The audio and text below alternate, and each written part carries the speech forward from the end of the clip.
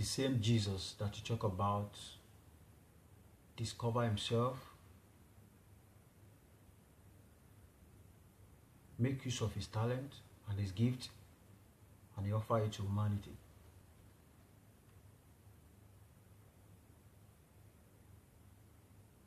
Just think of it.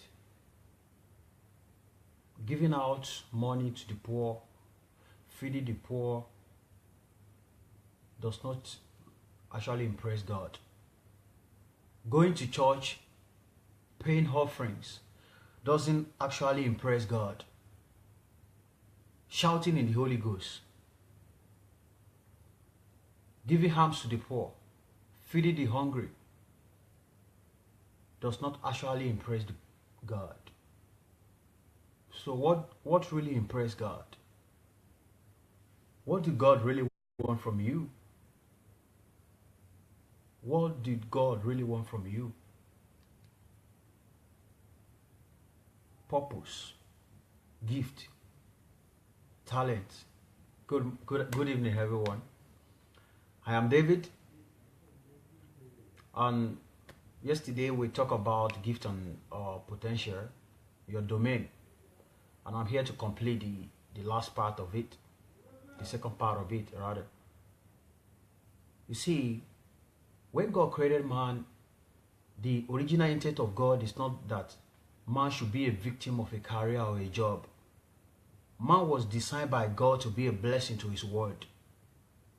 Man was designed not to be feeding on informations, but rather on revelation. Man was not designed to be a victim of education. Man was not designed to be living on his senses, on his five senses, and on his mind. Man was designed to receive divine directions from his spirit. But since Adam fell in the Garden of Eden, since the fourth sin appeared, man began to live by his senses and by the information that he finds in his environment. I believe that you are a world changer. I believe that you have something to offer humanity. I believe you are not a burden to the world. There's something I wrote this morning that I know you have been conditioned. Being conditioned like grow up, go to school, get a job, and live the rest of your life on pension. That is not the original plan of God for your life. You have a talent, you have a purpose, you are born to add value to humanity, to bring a new shape to humanity. You see, I've seen many people praying about changes in their nations, praying that God should do something about their country. And God is saying, do you know what? You are the solution for these problems. Can you imagine if I bring my gift, if I bring my talent, and you bring your talent, and we actually join it together? Do you know what is going to be? Do you know the kind of solution that will come to our country? Every solution that we need in our world is already living in our world. If you want to make a table, you don't need to pray to have a table. You just go and get a tree. If you want an iPhone, you just go and buy the iPhone. Every problem that desire for a solution is in our world. So praying is good.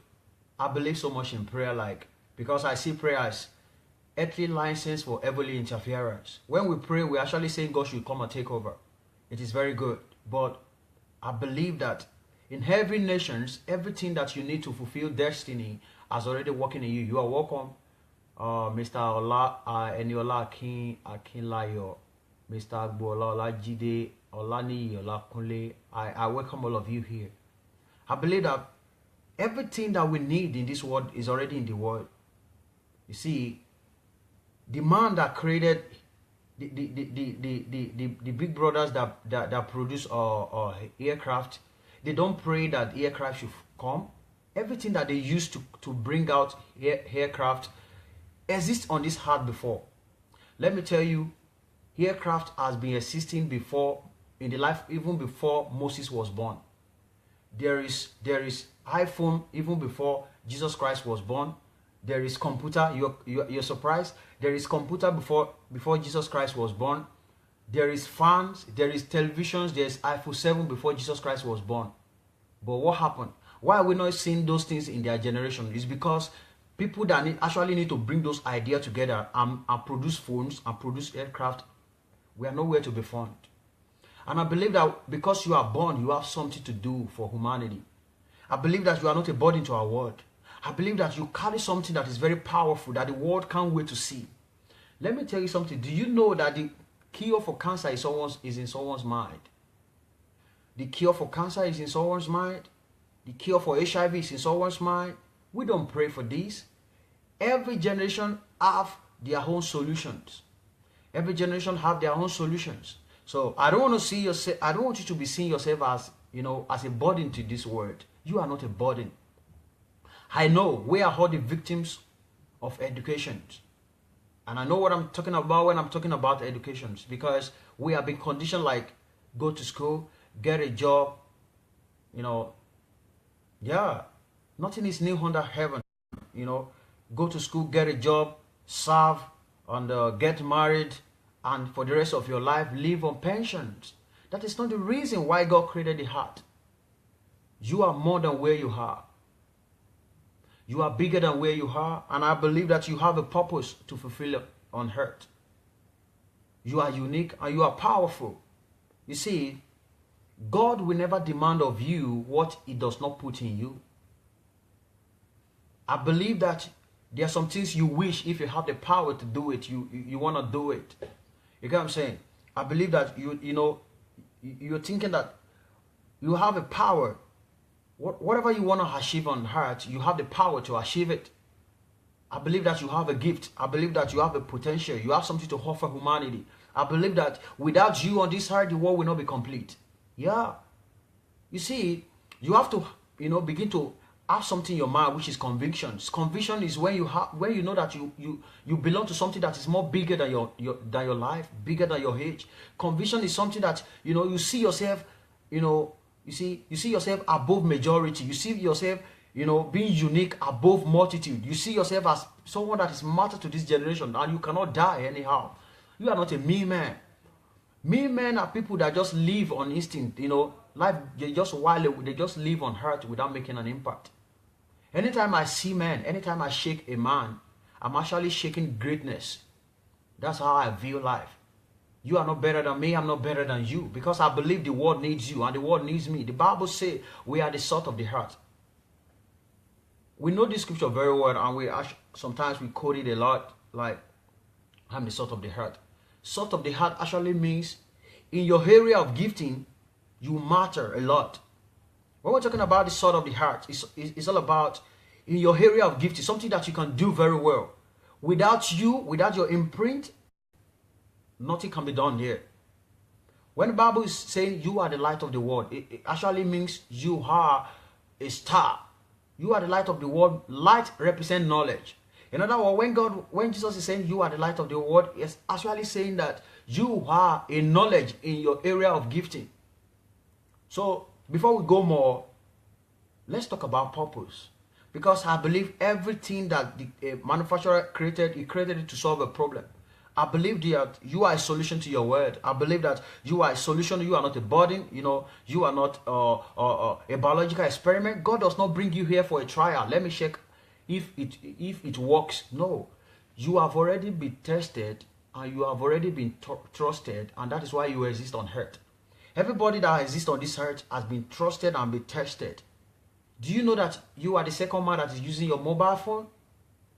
Let me give you an example. Before a manufacturer can actually guarantee that this product will work, he has already tested it and trusted this product before he can actually launch it out for people to buy. Before you exist on this earth, God has already tested you. He has already tested you. He trusted you so much that you will function very well. And I want you to believe today that you are not a burden to your world.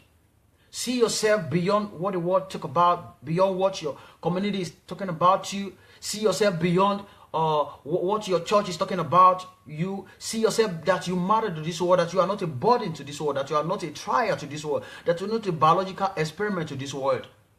You have a gift and you have a purpose. And something that you are born with is more bigger and higher than your diploma, bigger than your BSc, bigger than whatever people talk about you or say about you. You are not a burden to your world. You have a gift. You matter to this world, and we need you. The world needs you. I need you, because I can't wait to read your book. I can't wait to watch your movie.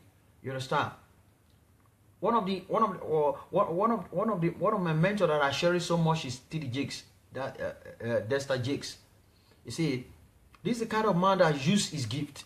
This is the kind of man that know how to, manage his gift and offer it for humanity. T.D. Jakes is a preacher, is a writer, is a movie producer, and there's something I read some time ago about T.D. Jakes, that his movie in the Office Boss is more than 100 million US dollars.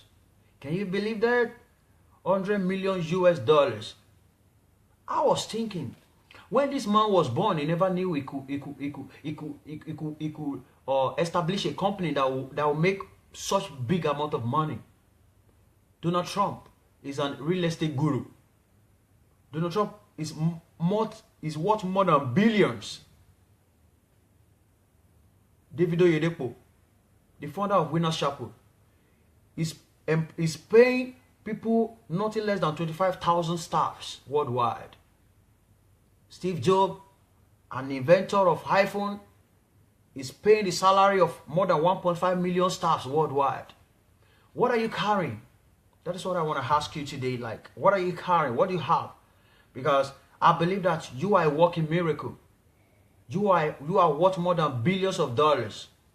You are bigger than where you are, and the job you are doing now does not define you. You are not a career. You are not a victim of a career. You are not a victim of a job. And I believe that you have something so unique that this world can't wait to see. The Bible says the world await the glory of the sons of God. So what are you carrying? It's just a word of challenge. You need to ask God, what is my purpose? Why am I here? Why was I born? I believe you're not a burden to this world. You need to search yourself, because what you can do, nobody can do it. What you can accomplish in this world, nobody can do it. So that is my word for you. Don't die the way you are, because I believe there's more to your life. I believe that you carry greatness. I believe that you are born to be great. I believe that you have a purpose. Nothing is new on earth. Nothing is new. You are born to be great. You're born to add value to humanity. My question for you is, do we need to look for a tombstone in order to know that you exist on earth? Or without even know where you are buried, without even know where you come from, are we going to remember you? Think of this. Don't let cemetery rob you of your destiny. Don't let it. God bless you. And I'll see you all the time. I'm David Ebsey. See you at the top. God bless you.